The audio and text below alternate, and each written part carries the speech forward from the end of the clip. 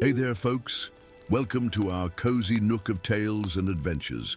Today, like every episode, we're unlocking the doors of imagination to explore new worlds, meet fascinating characters, and experience unique emotions. I promise to take you on an unforgettable journey through the power of words. So get comfy, grab your favorite drink, snuggle into that perfect spot, and get ready to lose yourself in a new story. Leave the outside world behind for a while and dive with me into the depths of storytelling. If you enjoy our content and want to support the channel, consider hitting the subscribe button and giving the video a thumbs up. Now, without further ado, let's dive into today's story. The Iron Mountains had slept for 1,000 years, their jagged peaks standing sentinel over the valley of Emberhold like ancient slumbering giants. But on the night of the blood moon, they awoke with fury. Blue flames, not the comforting orange of hearth fires, but an otherworldly azure that painted the night sky with ethereal light, burst forth from the highest peak of Mount Draconis. The villagers watched in terror, for the legends were clear. When blue fire returned to the mountains, so too would the winged harbingers of doom. In the humble forge at the edge of Emberhold, young Thorn Ironheart worked the bellows as he had done every day since his 10th name day. Now 19, his hands were calloused from years of shaping metal, his arms corded with muscle from the relentless rhythm of hammer on anvil.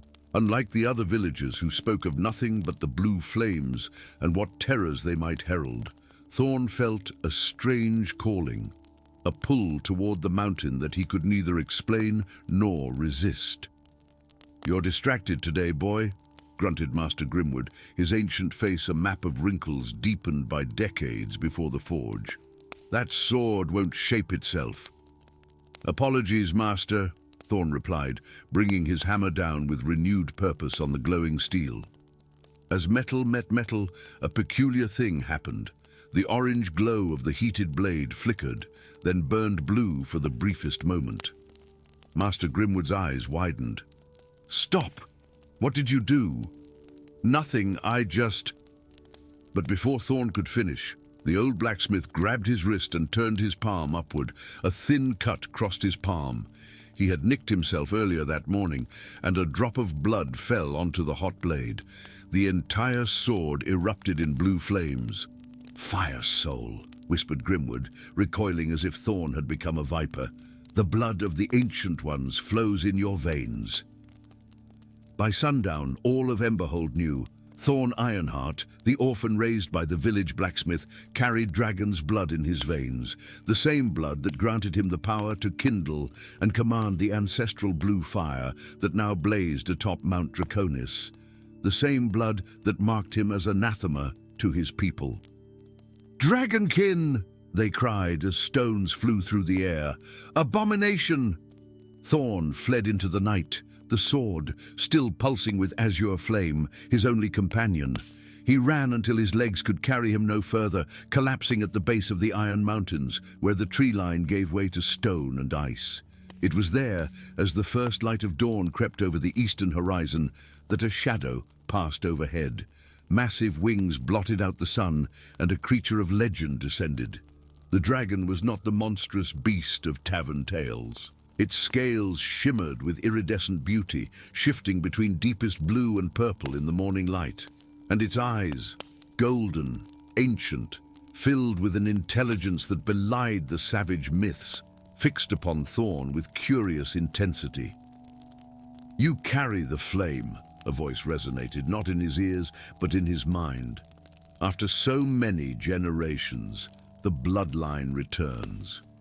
The dragon, who introduced herself as Fyra, did not devour Thorn as the stories had led him to believe she would. Instead, she offered sanctuary within the caldera of Mount Draconis, where a hidden enclave of her kind still dwelled. They were the last of the Draconians, she explained as they soared above the clouds, a race of beings who could shift between dragon and humanoid form, guardians of the delicate balance between the realms of fire and earth. The blue flame is awakening in all the ancient places, Feyre told him, as they landed within the mountain's hollow heart, where dozens of draconians in both human and dragon form went about their business in a vast cavern illuminated by pools of blue fire. It heralds the return of powers long dormant and dangers long forgotten. In the days that followed, Thorn learned of his heritage.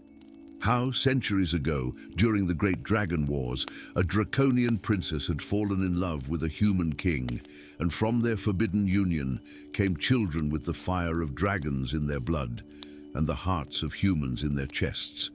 How their descendants had been hunted to near extinction, the bloodline thinning until the gifts were all but lost. "But in you," Feyre said, her golden eyes reflecting the blue flames that Thorn now called forth with ease, "the gifts run strong." Under Feyre's tutelage, Thorn learned to master the azure fire, to bend it to his will, to forge weapons of extraordinary power infused with blue flame. He learned the ways of the Draconians, their history, their struggle to maintain the balance between the realms, and he learned of the prophecy that when the blue flames returned to the mountain, a child of two worlds would either restore harmony or unleash chaos eternal. What Thorn did not know was that far below in the kingdom of men, a warlord named Magrath the Merciless had seized upon the fear ignited by the blue flames. Once the commander of Emberhold's meager forces, Magrath had declared himself protector of humanity against the dragon threat. Village by village, town by town, his army grew as he spread tales of draconians preparing to rain fire upon the lands of men. It was Feyre who brought news of Magrath's crusade to the Enclave. Returning from a scouting flight, her wings tattered from arrow fire, she collapsed before the Council of Elders. "They march upon the sacred sites," she gasped. "They seek the dragon stones, the ancient keystones that keep the barrier between realms intact." The eldest of the Draconians, a being so ancient his scales had faded to the pale blue of a winter sky, turned rheumy eyes toward Thorn. The prophecy unfolds. The child of two worlds must make his choice. That night, as Thorn stood at the edge of the caldera, watching the armies of Magrath making camp at the mountain's base, Feyre joined him in human form. In this guise, she was striking, tall and lithe, with hair the color of midnight and golden eyes that betrayed her true nature. "You've grown strong," she said softly, placing a hand on his shoulder. "Strong enough to make the choice that lies before you." "What choice is that?" Thorn asked, though in his heart he already knew. "Whether you are man or dragon," she replied. "Whether you will stand with those who share your blood or those who share your form." But as dawn broke and Magrath's forces began their ascent, Thorn realized the truth. He was neither wholly human nor wholly draconian, and therein lay both his burden and his gift. The battle began at midday, men with torches and blades clashing against draconians with flame and claw. From his vantage point high above, Thorn saw Magrath himself, resplendent in black armor adorned with dragon skulls, directing his forces toward a hidden cave where one of the dragon stones pulsed with ancient power. "He doesn't just seek to kill the draconians," Thorn realized aloud. "He wants to shatter the barrier between realms completely." Feyre, who had taken to the sky with her kin, circled back to him. Why would he desire such madness? The void beyond would consume both our worlds. The answer came to Thorn in a flash of insight, because he doesn't know that. The legends have been twisted. He believes breaking the stones will banish dragonkind forever. With newfound purpose, Thorn drew his blue-flamed sword and leaped onto Feyre's back. Together they dove through the chaos of battle, weaving between arrows and gouts of flame. They landed before the cave, just as Magrath and his elite guard reached the entrance. "Stand aside, abomination!"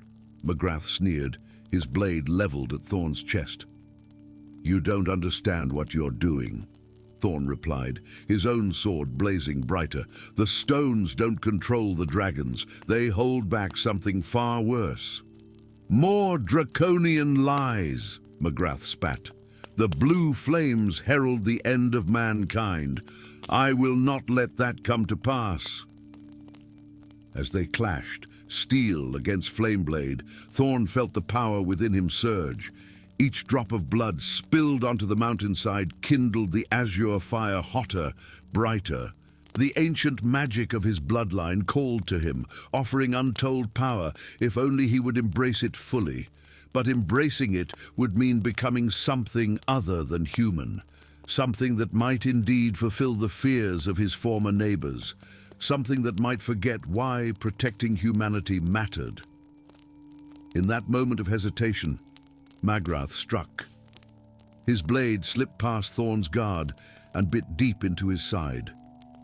Thorn fell to one knee, blood, his curious, powerful blood, seeping between his fingers as he clutched the wound.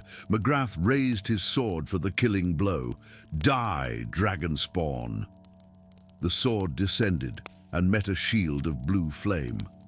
But this fire did not come from Thorn's blade. It erupted from his very skin, enveloping him in a cocoon of azure light. When it dissipated, Thorn stood transformed, not fully dragon, not fully human, but something in between. A being of fire and flesh, with scales shimmering along his arms and face, eyes burning with golden light. I am neither spawn nor slayer, Thorn's voice resonated with newfound power. I am bridge. With a gesture, he called forth the blue flames from the heart of the mountain. They rushed down like a river, not to consume, but to illuminate, showing both armies the truth of what lay beyond the barrier, the void creatures that pressed against the thin veil maintained by the dragonstones. Both human and draconian lowered their weapons as the visions seared into their minds. All except McGrath, whose hatred had blinded him to all but his crusade. He lunged for the dragonstone, blade raised to shatter it. Thorn moved with impossible speed, catching McGrath's wrist. Enough blood has been spilled, he said, the fire in his eyes dimming to reveal compassion beneath. See the truth before you. For a moment, just a moment, doubt flickered across McGrath's face. Then his features hardened once more, and he twisted free, plunging toward the stone. Thorn had no choice. With a thought, he directed the blue flame to encircle McGrath, not to harm, but to contain. The warlord found himself imprisoned in a cage of azure fire, his sword rendered useless against the magical barriers. The prophecy, Fyra said, landing beside Thorn and shifting to her human form. You've chosen a third path. Thorn nodded, the scales on his face catching the light of the flames he commanded. Not the path of men, not the path of dragons, but a path between, a bridge over troubled waters. As the sun set behind the Iron Mountains, casting long shadows over the battlefield, now silent with uneasy truce, Thorn Ironheart stood at the threshold between two worlds. The blue flames still burned within him, a testament to his heritage and a beacon for the future, a future where, perhaps, the ancient enmity between dragon and man might finally be laid to rest. For he was neither one nor the other, but something new. A harbinger not of doom, but of change. And sometimes, change was exactly what the world needed most. Story 2. The silver towers of Lunathil gleamed in the perpetual twilight, their crystalline spires reaching toward stars that never fully faded from the elven realm's lavender sky. For 7 centuries, the enclave had remained untouched by the darkness that crept across the lands beyond the Whispering Woods. But on this night, as 3 moons aligned in a celestial dance not seen for a millennium, a shadow deeper than any natural darkness slithered beneath the ancient trees. In the highest chamber of the Crystal Keep, Lyrian Starweaver knelt before the Elven High Council, her silver hair cascading over shoulders draped in ceremonial silks of midnight blue. Her violet eyes reflected the soft glow emanating from the object at the center of the chamber, a sphere no larger than a clenched fist, seemingly carved from obsidian, yet swirling with depths that suggested it contained universes within. "The Oracle of Shadows chooses its guardian," intoned Eldrin Moonshadow, eldest of the council, his voice carrying the weight of ages. "And it has chosen you, daughter of the stars, in this hour of greatest need." Lyrian's fingers trembled as they closed around the oracle. Despite its appearance of solid stone, it felt strangely warm, almost liquid beneath her touch. Ancient whispers brushed against her consciousness, secrets long buried, truths half forgotten. "I accept this sacred duty," she replied, the traditional words falling from her lips as destiny settled upon her shoulders. "May my light keep the shadows at bay." What none in that chamber knew, what the oracle itself might have revealed had any dared to ask it directly, was that shadows had already breached their borders. For even as the sacred ritual concluded, the armies of Morvath, the Shadow King, poured through the eastern valleys, leaving nothing but ash and bone in their wake. Dawn never came to Lunathil, ever. Instead, a rain of flaming arrows pierced the eternal dusk, followed by the thunderous crash of siege engines. Lyrian awoke to chaos. The oracle clutched to her chest, as if it had warned her in dreams of the calamity unfolding. "Lady Starweaver!" A guard burst through her chamber doors, blood streaming from a gash across his forehead. "The Shadow King's forces, they've breached the outer sanctum. The council commands you to flee with the oracle. You must not let it fall into Morvath's hands." Moments later, Lyrian raced through hidden passages beneath the crystal keep, the oracle secured in a leather pouch against her heart. Behind her, screams and the clash of steel against steel filled the air. Before her lay the ancient path to the Forbidden Lands, a realm so dangerous that even speaking its name was discouraged among her people. 3 days she traveled, sleeping in hollow trees and subsisting on wild berries and stream water. The oracle grew heavier against her chest, as if the burden of its secrets increased with each league she put between herself and her fallen home.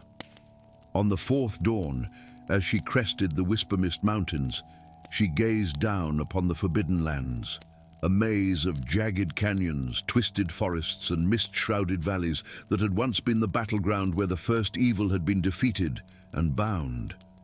It was there, at the edge of a sulphurous spring, that she encountered her first companion. The dwarf appeared suddenly from behind a boulder, his copper-colored beard braided with tiny gemstones that clinked softly as he moved. A mighty war axe rested across his broad shoulders. "Well, well," he rumbled, dark eyes appraising her with unconcealed suspicion. "An elf, far from home, carrying something of great value if I don't miss my guess. And I rarely do." Lyrian's hand moved to her dagger. "Stand aside, dwarf. I've no quarrel with your kind. Thorin Ironfist," he offered with a mock bow. "Exiled from the Deep Forge clans for a crime I didn't commit, and you are clearly running from something far worse than exile." His gaze softened slightly. "These lands aren't kind to solitary travelers, even elves." Reluctantly, Lyrian accepted his companionship. That night, as they made camp in the shelter of a petrified forest, they were joined by a second, unexpected ally. The man emerged from the shadows as if formed from them, his tattered robes marked with arcane symbols faded by time and hardship. "Forgive the intrusion," he said, hands raised to show he meant no harm. "But it's been so long since I've seen anyone braving these cursed lands." His name was Alaric, once a court wizard to the Eastern Kingdoms, now a wanderer stripped of his status for experimenting with forbidden magics. Despite his fall from grace, his eyes sparkled with intelligence and a hunger for knowledge that made Lyrian instinctively tighten her grip on the pouch containing the oracle. Their unlikely trio became a quartet a week later when they rescued a young man from a nest of shadow wraiths. He claimed to be Roland, a merchant's son fleeing debts, but his calloused hands told the story of a swordsman, not a trader, and sometimes in sleep he spoke with the authority of one accustomed to command. Together they navigated the treacherous forbidden lands, their path illuminated by Alaric's magic, cleared by Thorin's axe, and guarded by Roland's blade and Lyrian's arrows. And slowly, as campfire conversations stretched into the strange, starless nights of that cursed place, bonds formed between these outcasts. Trust grew, fragile as spring ice but deepening with each shared peril. What did not diminish was the weight of the oracle against Lyrian's heart. Each night, she felt its pulse growing stronger, its whispers more insistent.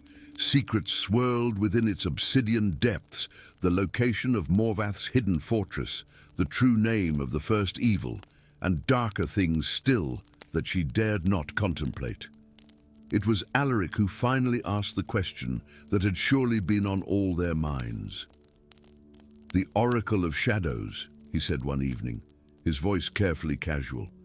"It reveals all secrets hidden in darkness, does it not? What a powerful tool that would be against our enemies." Lyrian met his gaze steadily. "The Oracle is not a tool, Alaric. It is a burden. Every secret has its price." "And yet," Roland interjected, setting aside the blade he'd been polishing, "with its power, we could locate the Shadow King's weaknesses. We could end this war before it consumes all the free lands." "The lad's not wrong," Thorin grumbled. "My people are likely already under siege. Knowledge is a weapon sharper than any axe when wielded properly." Their arguments continued for days, growing more insistent as reports reached them of Morvath's armies sweeping across the kingdoms beyond the Forbidden Lands. Refugees spoke of shadow creatures that drained the very life from their victims, of villages burned and survivors transformed into mindless thralls. Lyrian felt her resolve wavering. Was she not being selfish, keeping the oracle's power to herself when it could save countless lives? Then came the tremors. The very ground beneath the Forbidden Lands shuddered, as if some titanic creature stirred in sleep miles below. Ancient standing stones toppled, and from deep chasms that suddenly appeared, a miasma of darkness rose. Not the natural darkness of night, but a primordial void that consumed light itself. "The first evil stirs," Alaric whispered, genuine fear etching lines into his face. The ancient bindings weaken. That night, as her companions slept fitfully, Lyrian removed the oracle from its pouch for the first time since fleeing Lunathil. Its surface rippled like black mercury, reflecting nothing yet suggesting infinite depth. "Show me," she whispered, though the oracle required no spoken command. "Show me what I must know." Images flooded her mind. Morvath, once a mortal king corrupted by his quest for immortality, his body now a vessel for a sliver of the first evil's essence. The Black Mountains, beneath which the main presence of that ancient horror remained bound by 9 mystical seals. And finally, her companions, each carrying secrets that the oracle laid bare. Thorin had indeed been falsely accused, but his exile was self-imposed punishment for failing to protect his king from assassins. Alaric's experiments with forbidden magic had been attempts to resurrect his daughter, claimed by plague, attempts that had opened tiny fractures in the veil containing the first evil. And Roland was indeed a prince, the last surviving heir of the Eastern Kingdoms, fleeing not just Morvath's conquest, but the knowledge that his royal bloodline was required for the final ritual that would fully release the first evil from its prison. Lyrian's heart constricted. Any of these secrets revealed at the wrong moment could destroy the fragile trust binding their company together, and Roland's secret, if discovered by Morvath's agents, would doom all the free lands. As dawn lightened the eastern sky, Lyrian made her choice. The Oracle of Shadows held power beyond measure, the power of absolute truth. But some truths were too dangerous, some secrets necessary. She approached the edge of a chasm newly formed by the tremors, feeling the oracle pulse with increasing urgency against her palm, as if sensing her intent. "What are you doing?" Alaric's voice came from behind her. He stood with Thorin and Roland, all watching her with concerned expressions. "What must be done?" she replied. "The oracle shows all secrets hidden in darkness, but it cannot differentiate between secrets kept for protection and those kept for harm." Roland stepped forward. "Whatever you've seen, I've seen enough to know that some mysteries should remain such." Lirian interrupted gently. "Morvath seeks this artifact because absolute knowledge is absolute power, but such power corrupts absolutely." With a single fluid motion, she hurled the oracle into the chasm's depths.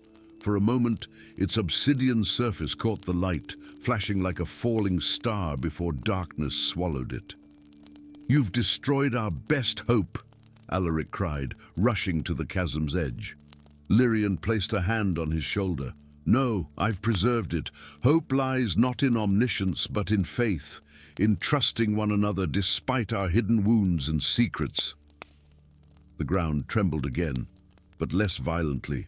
Far below, a flash of light suggested the oracle's impact, followed by a sealing of the chasm's depths. "The first evil remains bound," Thorin observed, stroking his beard thoughtfully. "For now. And we remain free to choose our paths," Roland added, a new respect in his eyes as he regarded Lirian.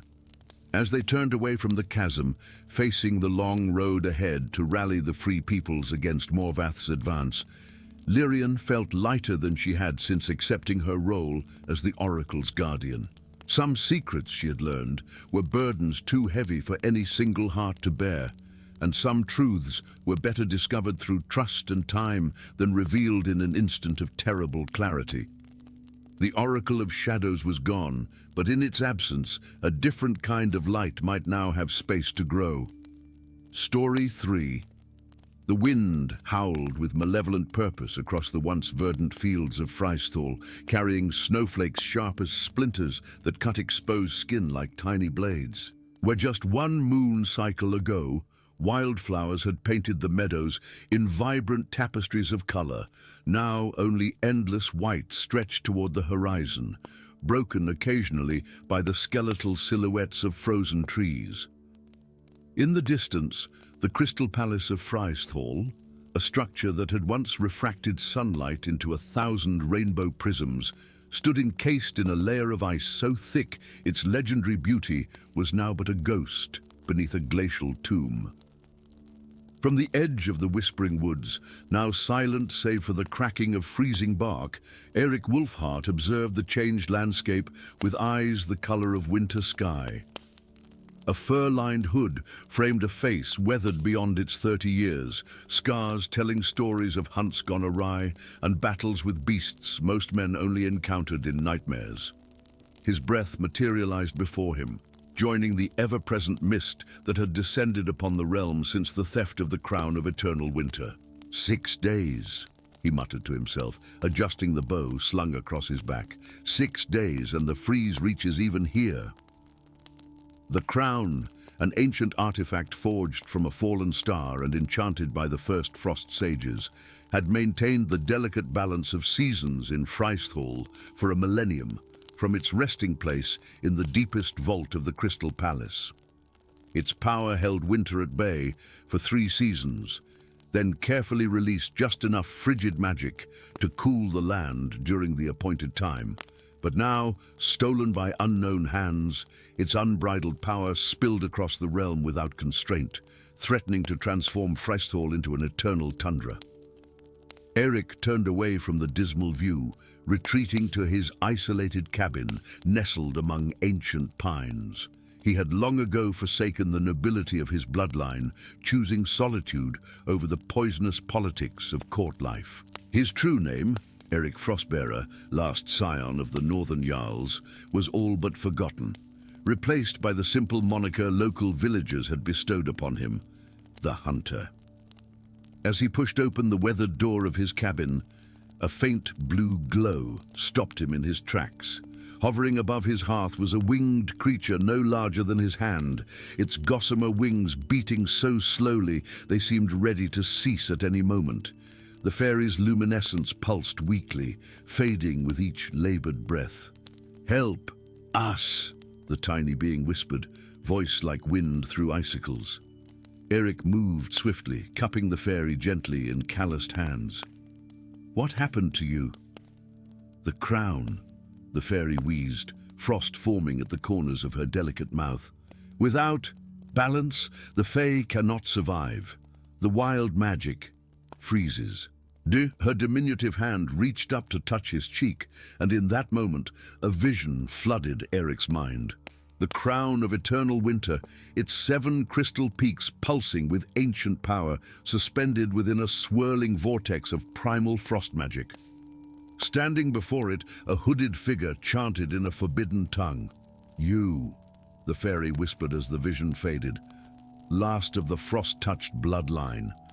Only you can wield the crown without succumbing to its power." Her light flickered once more, then extinguished completely, her tiny form crystallizing into a perfect ice sculpture in his palm. Eirik closed his eyes, memories he had long suppressed surging to the surface.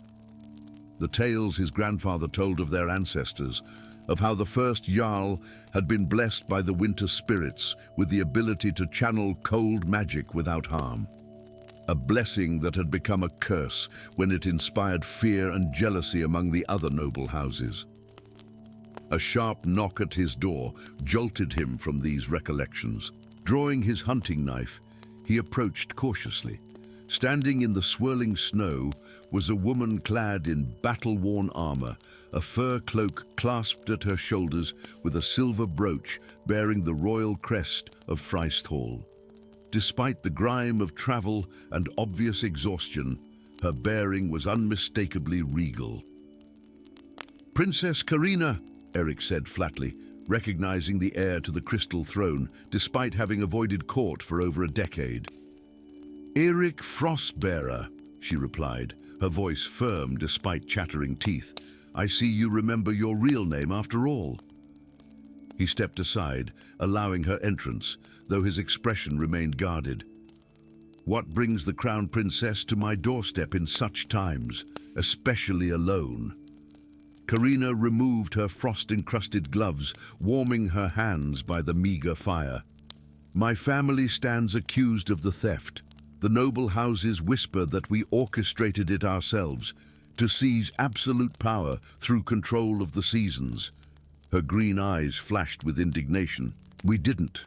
But the unnatural winter spreads faster than truth, and soon will reach beyond our borders.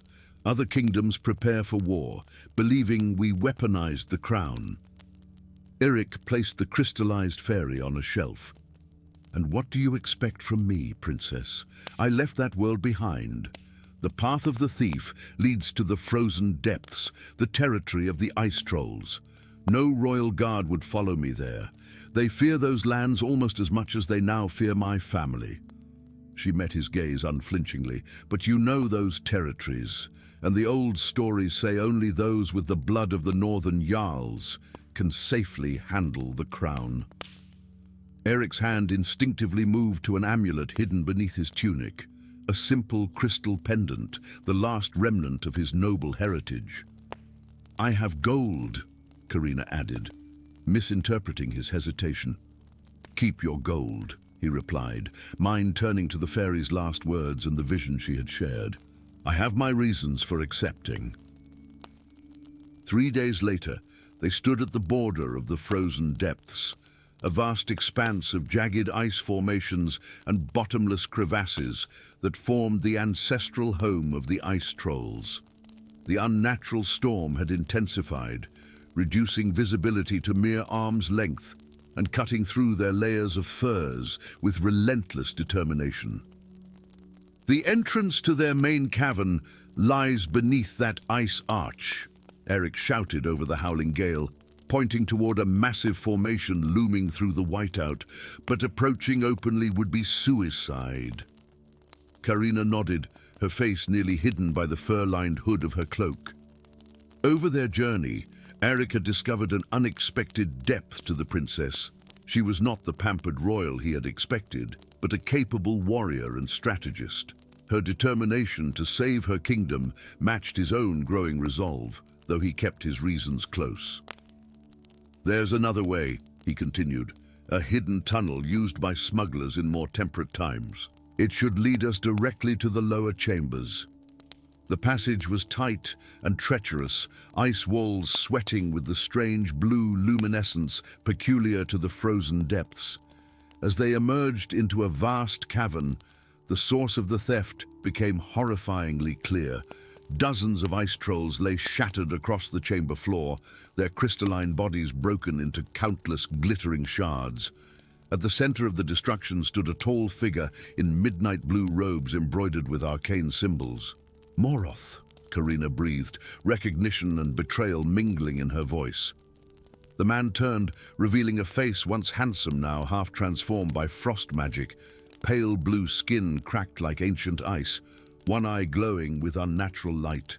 In his hands hovered the crown of eternal winter, its 7 crystal peaks pulsing with barely contained power. "Princess," he acknowledged with a mocking bow, "and the last frost-bearer. How convenient." "You were my father's trusted advisor," Karina accused, drawing her sword. "Why betray everything you served?" Morroth's laughter echoed like breaking ice. "I served life itself. Your father banished me for attempting to use the crown's power to transcend death's boundaries, to bring back those unjustly claimed by time. The trolls were merely guardians in my way." Eric studied the crown, seeing how the magic visibly corrupted Morroth with each passing moment. The former court mage was channeling its power incorrectly, allowing the primal winter magic to consume him even as he sought to harness it. "The dead should remain at rest," Eric said quietly, unslinging his bow. "You disrupt the natural order." "Natural order?" Morroth spat. "Was it natural when plague took my family while your noble houses hoarded healing magics? Was it natural when wars claimed thousands whose bodies could have been restored?" His corrupted eye flared brighter. "With the crown's power, I can create a world where death itself bows to compassion." The chamber shuddered, ice cracking as Morroth's emotional outburst caused the crown's magic to surge wildly. A vortex of frost and primal energy began to form around him, the beginnings of a tempest that would eventually envelop all known lands. "He can't control it," Eric warned, nocking an arrow. "The storm builds within him." Karina nodded grimly. "Distract him. I'll try to flank." What followed was a desperate battle against both Morroth and the intensifying storm. Arrows shattered against magical shields, sword strikes were deflected by gusts of freezing wind, and all the while Morroth channeled more power from the crown, his form growing more inhuman with each passing moment.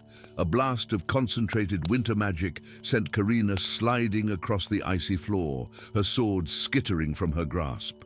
As Morroth turned his attention toward delivering a killing blow, Eric felt something stir within his blood, the heritage he had denied for so long awakening in the presence of the crown. Without conscious thought, he extended his hand toward the raging storm. The howling winds paused momentarily, ice crystals hanging suspended in air. Morroth turned in shock as Eric stepped forward, unaffected by the lethal cold that had begun to freeze even the air itself. "Impossible," the corrupted mage whispered. Eric felt the pendant at his chest grow warm, a counterpoint to the freezing maelstrom surrounding them. "The blood of the first frost sages flows in my veins," he said, the words coming unbidden to his lips. "I am the vessel of winter's mercy, not its unbridled fury." He advanced steadily through the storm, watching as Morroth's control over the crown faltered. With each step, Eric's connection to the ancient artifact strengthened until he could feel its pull like the tide answering the moon. "The crown is not meant to resurrect the dead," Eric stated, his voice carrying the weight of ancient bloodlines. It exists to ensure life continues its natural cycle through the turning of seasons.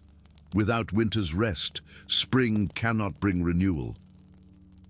With a cry of desperation, Morgoth hurled the full force of the crown's power at Eirik, a blast that should have reduced any mortal to frozen dust. Instead, the magic swirled around Eirik like water around stone, leaving him untouched at its center. In that moment of shock, Karina struck from behind, her recovered blade slicing through Morgoth's defenses and sending the crown spinning from his grasp. As it tumbled through the air, Eirik lunged forward, catching the ancient artifact before it could shatter upon the ice. The moment his fingers closed around the crown, warmth spread through his body despite the raging storm. Visions flooded his mind. The first frost sage binding winter's power, generations of his ancestors serving as guardians of seasonal transition, the delicate balance of magic that allowed Restful to thrive. With newfound clarity, Eirik raised the crown above his head. The tempest responded to his will, spiraling inward until all the unleashed winter magic had been drawn back into the artifact.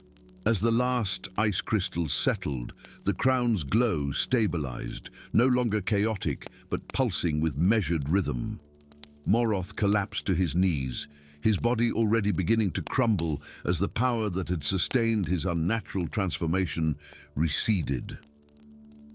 "I only wanted them back," he whispered, his corrupted features shifting briefly to reveal the grief-stricken man beneath. "I know," Eirik replied, compassion tempering justice as he watched Morgoth dissolve into glittering frost that merged with the cavern floor. Karina approached cautiously, her gaze fixed on the crown in Eric's hands. "You truly are the last of the frost-touched." Eirik studied the artifact that had shaped his family's destiny for generations. The burden of heritage he had fled now settled upon his shoulders with undeniable weight. "The crown must return to the Crystal Palace," he said finally, "but it needs a proper guardian, one who understands its purpose is balance, not power." Outside the cavern, the unnatural blizzard began to subside. Delicate snowflakes replaced the cutting shards, and through breaks in the clouds, hints of sunlight tentatively reached toward the frozen land. "Come home, Eirik Frostbearer," Karina said softly, not as a princess commanding a subject, but as one leader recognizing another. Restful needs both its crown and its protector.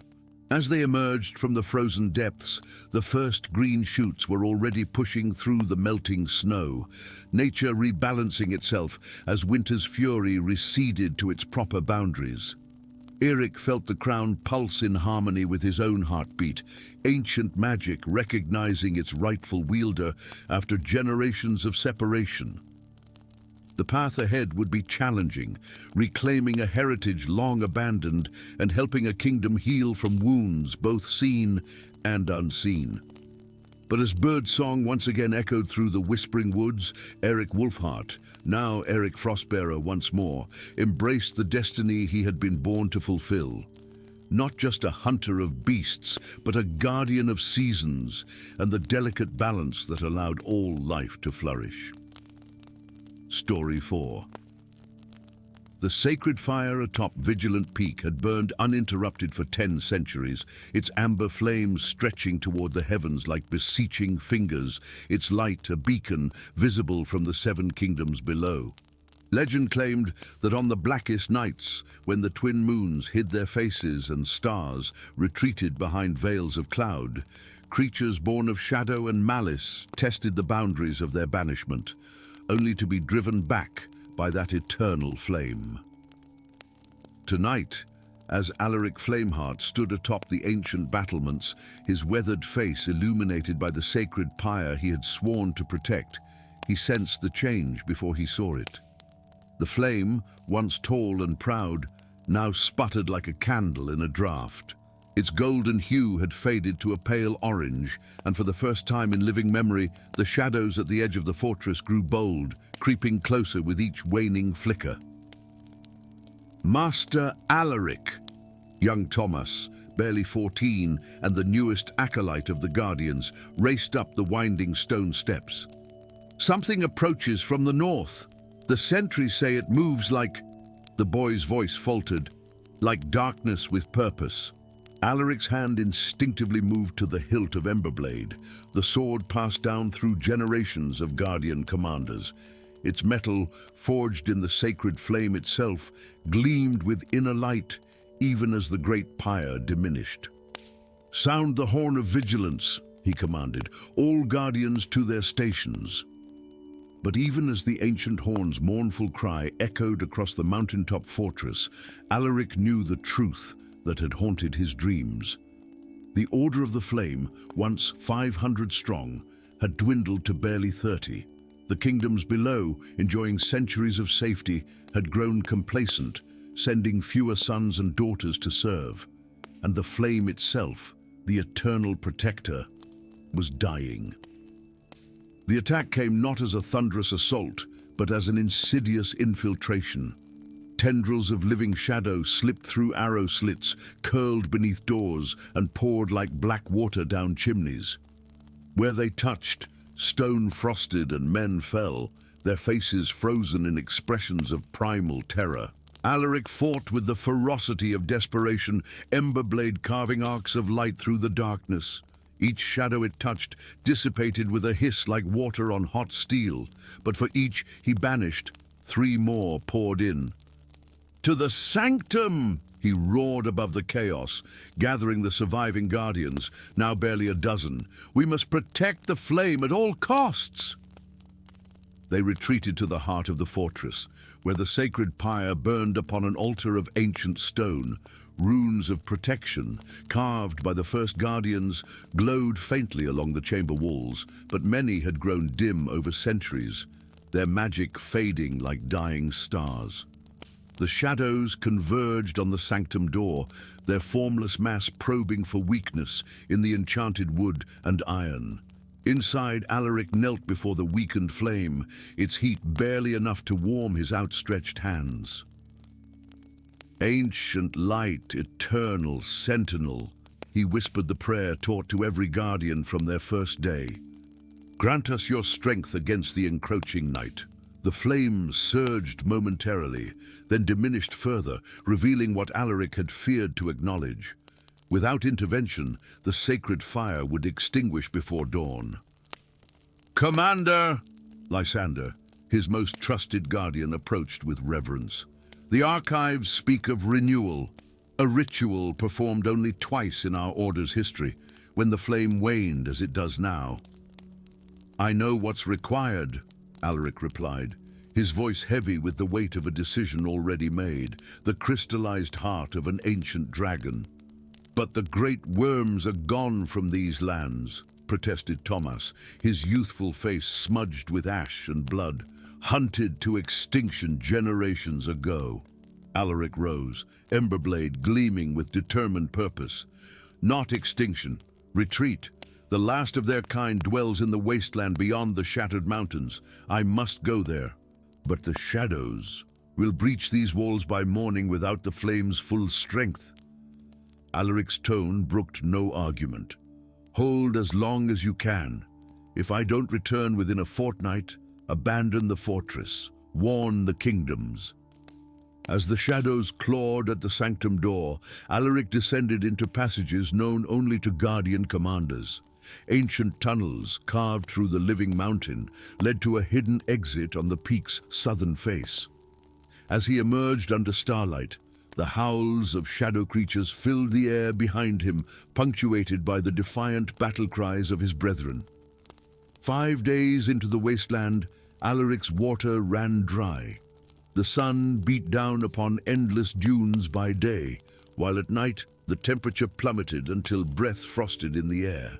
His Emberblade, drawing power from the distant and fading sacred flame, glowed more feebly with each passing day. It was on the 7th day, as delirium began to cloud his thoughts, that he heard the screams. Cresting a dune, he spotted a small caravan under attack by desert bandits. Without hesitation, he charged down the slope, Emberblade leaving trails of fading light in the scorching air. The bandits, unprepared for a warrior of his caliber, fled into the wasteland.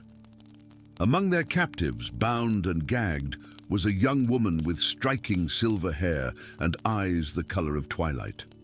As Alaric cut her bonds, he noticed intricate runic tattoos spiraling up her arms, symbols that pulsed with a subtle dark energy he chose to ignore in his gratitude for human contact. "Seraphina," she offered, rubbing chafed wrists. "My thanks, stranger." "Alaric Flameheart, guardian of the eternal flame," he replied, the formal introduction automatic despite his circumstances. Recognition flashed in her eyes. "The Guardians. Even here we've heard tales."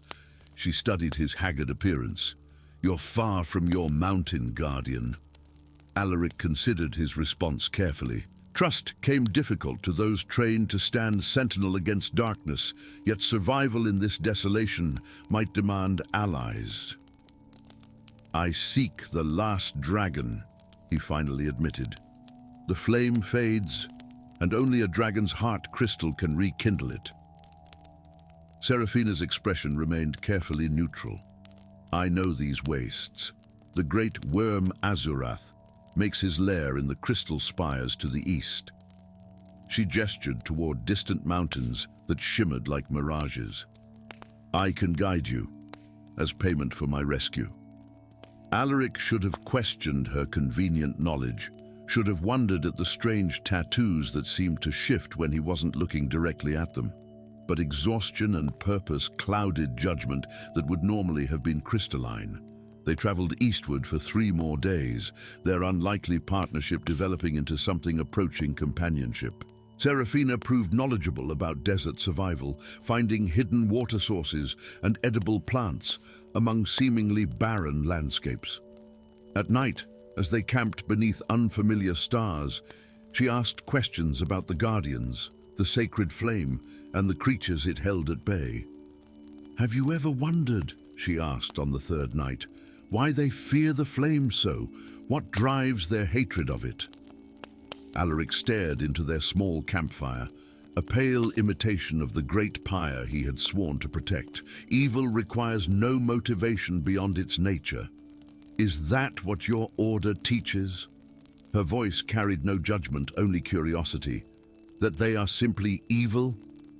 "I've seen what they do to those they capture," Alaric replied, memories of ravaged border towns flickering behind his eyes. No creature of light would inflict such suffering. Seraphina traced one of her tattoos absently. "Perhaps. Or perhaps there are truths about the flame and the shadows that even the Guardians have forgotten." Before Alaric could demand clarification, she pointed toward the horizon, where the crystal spires now loomed closer, their translucent peaks capturing starlight and transforming it into cascades of color. "We'll reach the dragon's lair tomorrow. You should rest." The lair of Azurath was not the horde-filled cave of legend, but a vast, crystal cathedral formed by natural forces beyond comprehension. Massive formations rose like the pipes of some divine organ, each column thrumming with subtle vibrations that combined into a harmony just below the threshold of conscious hearing. At the chamber's center lay the dragon, ancient beyond reckoning, scales once vibrant sapphire, now faded to the pale blue of a winter sky. His size defied expectation. Even lying down, his head rose higher than 3 men standing on each other's shoulders. One massive eye, clouded with age but still glimmering with intelligence, regarded the intruders without surprise. "The last guardian comes at last," rumbled a voice like stone grinding against stone. "I have awaited you." Alaric stood transfixed, Emberblade's glow strengthening in the presence of such ancient magic. "Great Azurath, I come seeking—" "My heart crystal," the dragon interrupted, "to rekindle your dying flame." "Yes." A sound like mountains shifting served as draconic laughter. "Did you bring your executioner's blade, little guardian?"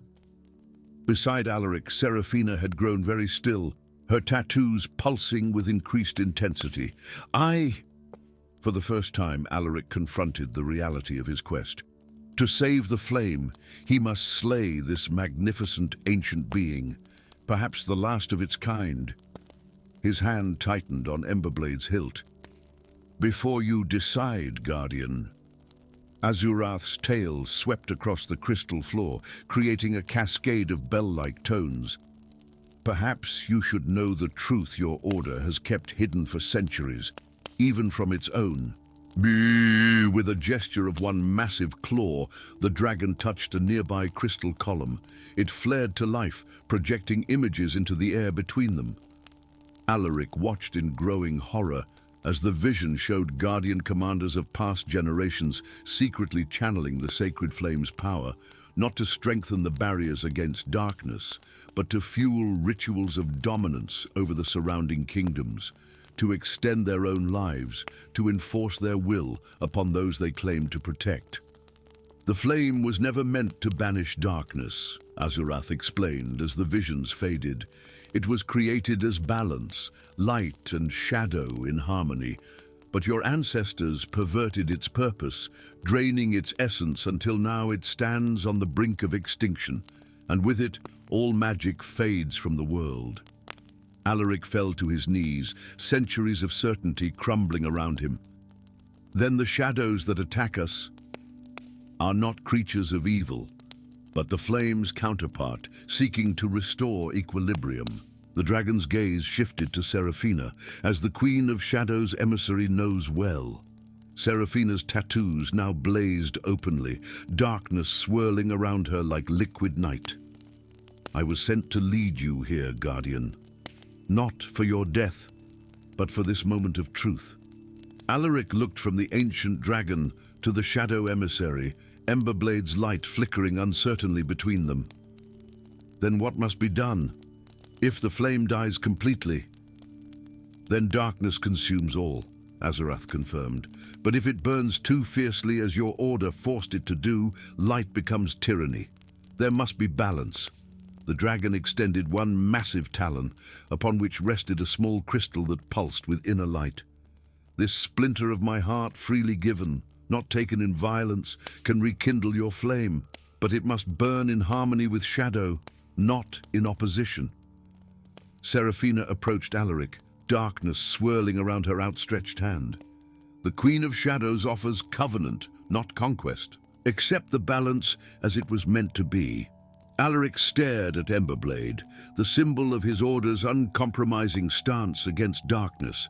Then, with deliberate ceremony, he thrust it point first into the crystal floor. "I am the last guardian of the old ways," he declared. "Let me be the first guardian of the new." As his fingers closed around the dragon's heart crystal, Seraphina's shadow-wreathed hand clasped his wrist. Light and darkness spiraled together, neither dominating the other, creating something new and ancient simultaneously. Azurath's rumbling approval echoed through the crystal cathedral. "Return to your fortress, First Guardian. Rekindle the flame with both gifts. The balance begins anew." As they departed the dragon's lair, Alaric carried both the heart crystal and a profound understanding. The true enemy had never been shadow, but imbalance, and sometimes, to preserve what we hold most sacred, we must first allow it to change. Behind them, the ancient dragon settled deeper into his crystal nest, his task complete after centuries of waiting. Before him stretched the possibility of a world reborn through balance, where the eternal flame and living shadow danced in harmony once more, as they had at the dawn of creation. Story 5. The skies above the Silver Crests wept with unusual ferocity that spring, saturating the ancient mountains until their very bones seemed to groan under the weight. In the foothills where the kingdom of Aldemir met the wild territories, a tremendous landslide tore through the slopes, exposing secrets long buried beneath rock and root. It was there, amidst mud and stone, that Galen Shepherd found the blade that would rewrite his destiny. The morning after the deluge, Galen led his flock to higher ground, his weathered crook guiding sheep through passages he had known since childhood. A strange glint caught his eye. Something unnatural amidst the fresh wound carved into the mountainside.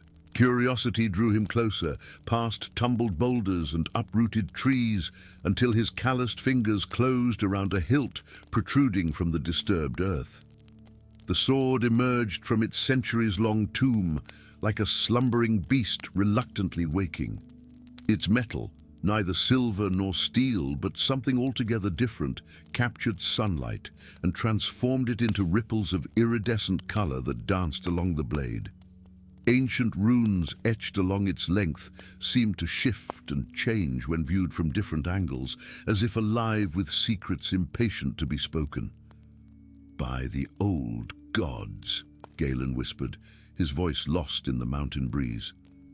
As his hand tightened around the pommel, shaped like a crown cradling a sapphire that pulsed with inner light, a whisper caressed his mind, not sound but thought, imprinted directly upon his consciousness. "Galen of the Shepherds," it murmured, a voice ancient as the mountains themselves. "The sword of the lost kings awakens for you." He should have been frightened. He should have dropped the blade and fled back to his humble cottage at the edge of Willowvale village. Instead, he slid the sword into his belt, feeling its weight settle against his hip as if it had always belonged there.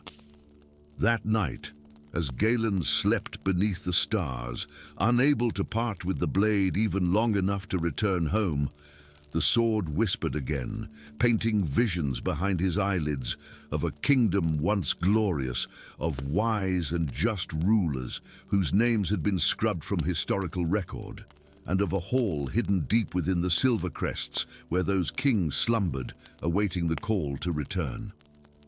He woke to the thunder of hooves.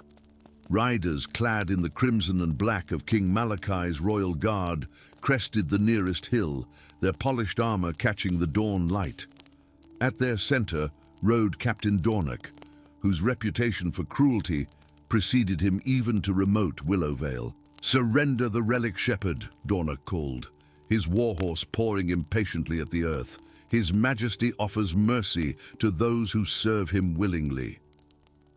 Galen's hand moved instinctively to the sword, which hummed against his palm, as if in warning. Knowledge not his own flooded his mind, the location of a hidden game trail, the patrol patterns of the guard, the weakness in Dornoch's armor, where an old wound had never properly healed. He ran. The sword guided him through dense underbrush, across swift streams, and into ravines the mounted soldiers couldn't navigate. For 3 days and nights, Galen fled deeper into the mountains, the whispers growing stronger with each league that brought him closer to the heart of the Silver Crests. On the 4th day, exhausted and half-starved, he stumbled into a small clearing where a lone figure sat beside a campfire.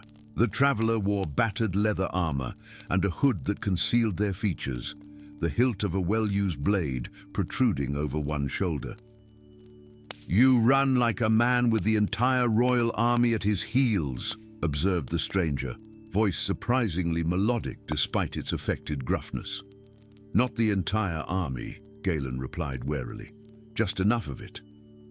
The stranger laughed, pushing back their hood to reveal a face that stopped Galen's breath in his lungs.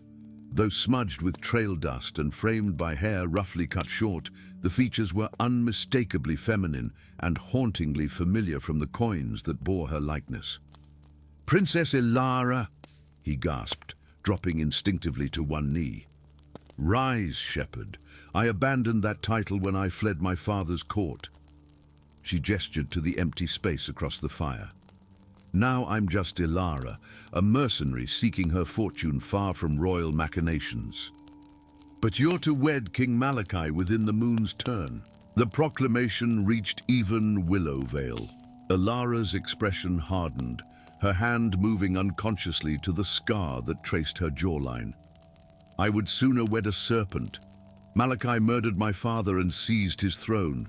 The marriage is merely his attempt to legitimize his claim to Aldemir."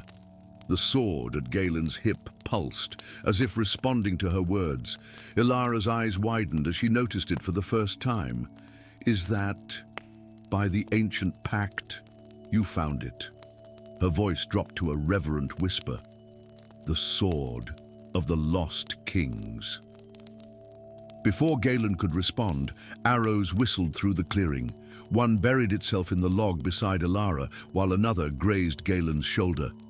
From the shadows emerged warriors clad in patchwork armor adorned with feathers and bones. The mountain clans, territorial and notoriously hostile to lowlanders. "Run!" Ilara commanded, unsheathing her blade in a fluid motion that spoke of years of training. They fled together, the clan warriors in close pursuit through boulder fields and dense pine forests. When a fallen tree blocked their path, Galen felt the sword grow warm at his side. Without conscious thought, he drew it and struck the massive trunk. The blade passed through ancient wood, as if through mist, creating an opening just large enough for them to squeeze through. "The sword protects its bearer," Ilara observed as they continued their flight. "The legends speak true." Days blended into a fortnight as they journeyed deeper into the Silver Crests, always one step ahead of their pursuers. The sword guided them, its whispers growing clearer as they approached the place it called the Sanctum of Ages. Along the way, Galen shared the visions the blade had shown him, of the lost kings awaiting their return, of a golden age restored. Ilara listened with growing concern. "The histories my tutors taught tell a different tale. The lost kings were not benevolent rulers, but tyrants of terrible power, overthrown by a coalition of mages and common folk who could no longer bear their cruelty." "Why would the sword lie?" Galen asked, troubled by the contradiction. "Perhaps it doesn't lie. Perhaps it serves." Ilara's gaze was thoughtful. "Every weapon has a purpose. We should be cautious about what this one truly seeks." Their path led eventually to a sheer cliff face marked with symbols matching those on the blade. As Galen raised the sword, the mountain itself seemed to shudder, stone flowing like water to reveal a passage that had not seen human footsteps in centuries. Within, illuminated by crystals that glowed with ethereal blue light, stretched a vast chamber. 7 stone sarcophagi, arranged in a perfect circle, dominated the space, each carved with the likeness of a crowned figure. At the circle's center stood a plinth with a sword-shaped indentation. "The Hall of the Lost Kings," breathed Galen, the sword pulling his hand forward as if eager to complete its journey. "Wait!" Ilara caught his arm, pointing to the walls where intricate murals told a story. "Look." The paintings depicted 7 rulers wielding terrible magic, not to protect their realm, but to subjugate it. Villages burned while kings feasted. Citizens bowed under heavy chains while crowned figures looked on impassively. The final scene showed a coalition of robed mages and common warriors sealing the kings in their stone prison, the sword being carried away to be hidden. "They weren't protectors," Galen whispered, the sword's whispers now taking on a desperate, angry quality in his mind. "They were monsters. And the sword is the key to their prison," Ilara concluded. "Placing it on that plinth would wake them from their enchanted sleep." A slow clap echoed through the chamber. From the shadows emerged a figure in midnight blue armor adorned with silver stars. A twilight knight, member of an ancient order thought to have vanished generations ago. "Clever princess," the knight said, removing her helm to reveal silver-streaked hair and eyes that held the wisdom of decades. "I am Commander Selene of the Twilight Knights. For centuries we have guarded the secret of this place, ensuring the 7 tyrants remain sealed away from the world they nearly destroyed."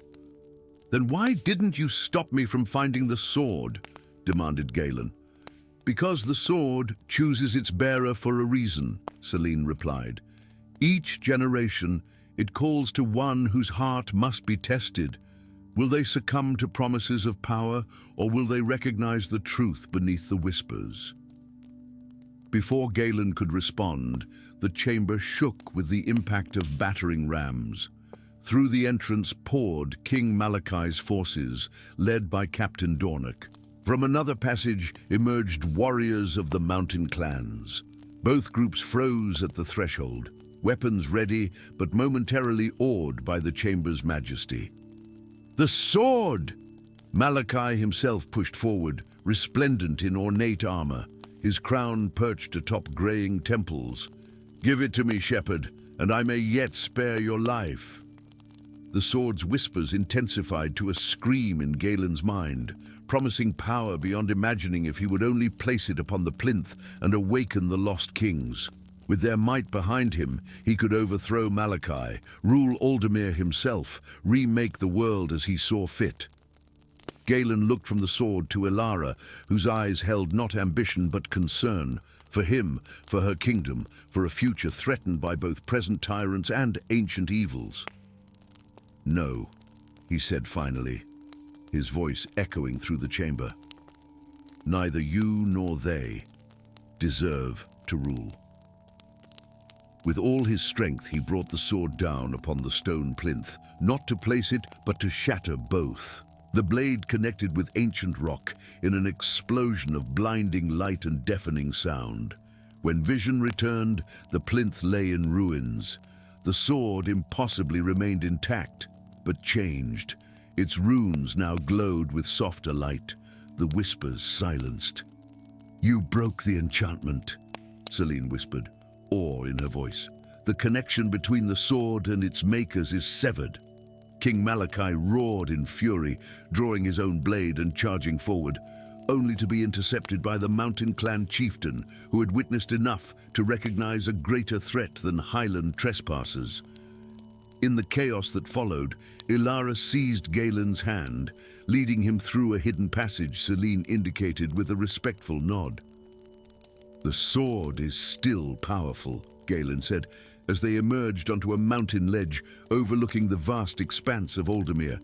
"But now it whispers only of possibilities, not commands. It shows many paths, not just one." Elara's hand found his, her fingers intertwining with those of the shepherd who had chosen wisdom over power. Then perhaps it truly has found its rightful bearer, not a king of old, but a king yet to be. Below them, the kingdom awaited, troubled, divided, but alive with potential. And in Galen's hand, the sword of the lost kings gleamed in the sunlight. No longer a key to the past, but a tool to forge a different future.